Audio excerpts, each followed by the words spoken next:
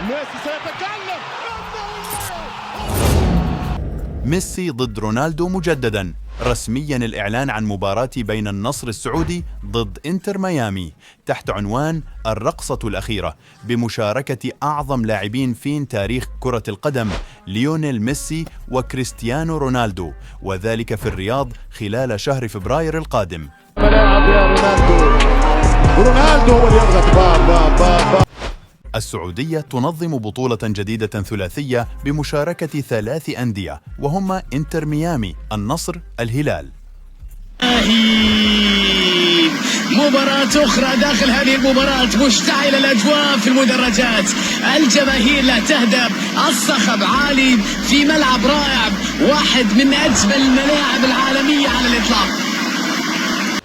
ونظام البطولة سيكون كالتالي: جميع الفرق ستلعب ضد بعضها البعض، لذلك سنشهد 3 مباريات بالبطولة، والأكثر نقاطاً سيحقق اللقب.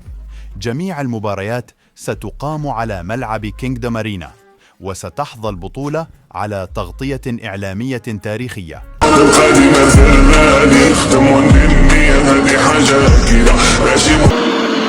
تسديدة في اتجاه المرمى وكرة جول.